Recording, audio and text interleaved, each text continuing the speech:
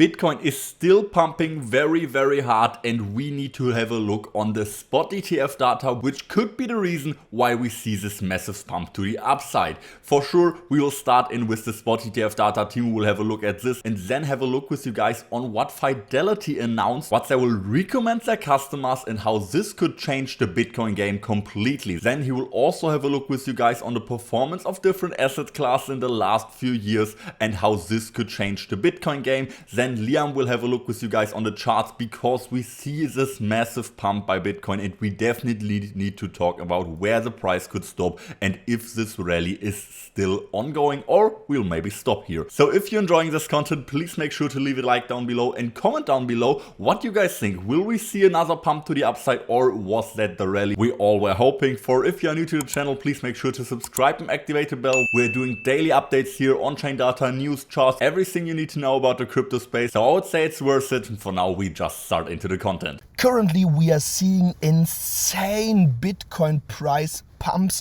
Like today, we are nearly up to 60,000 US dollars. The big question is, will we see another correction after those insane price gains, or is the Bitcoin course healthy enough so we could stay or maybe see a new all-time high? We want to talk about this in today's part. So first of all, we want to take a closer look at the daily dollar cost average. What we can see here is that since the last all-time high we have seen at the Bitcoin price in the end of 2021, Bitcoin have seen insane rises up to 107% in the connection to the dollar. For example, the second best performing asset was the Nasdaq. The Nasdaq had a ROI of nearly 31. In my eyes, really strong for the Bitcoin price. But the big question is this rise we have seen over the last 2 to 3 years healthy? And that's the keyword to take a closer look at those on-chain data from the spot ETFs. Yesterday we have seen another insane inflow into the spot ETFs, 520 million.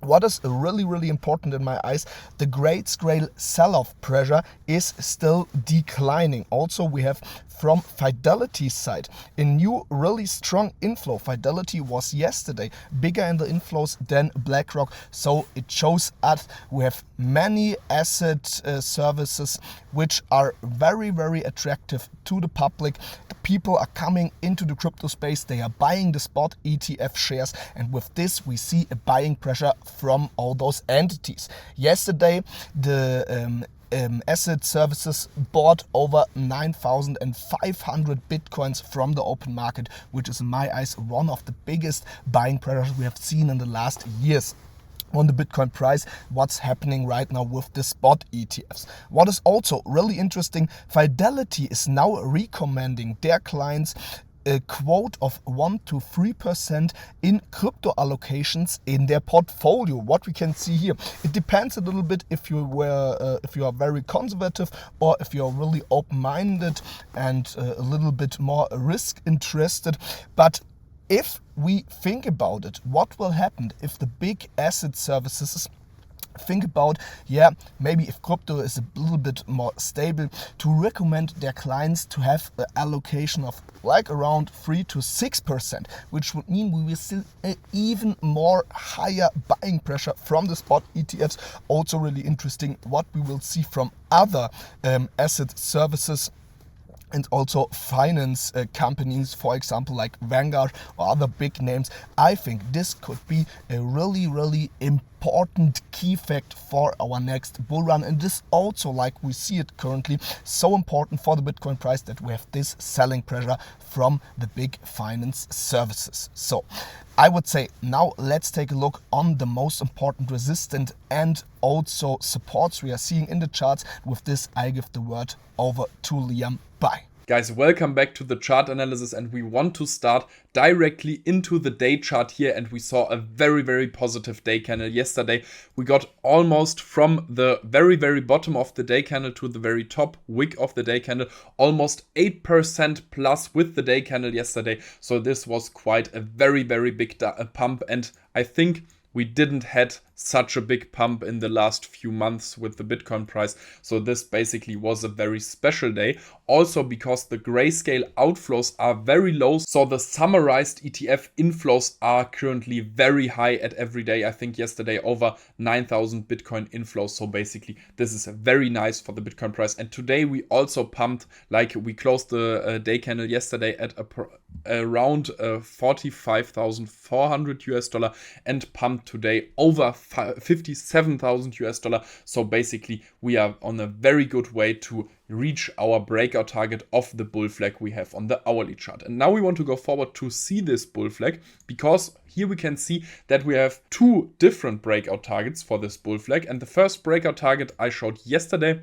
I want to show you this again, because if I draw a line from this point here to this and put it on the lower support line, we can see that our breakout target also from yesterday's video is at around 62,000 US dollar, which is very nice because we almost got half of it here with the pump from yesterday and today.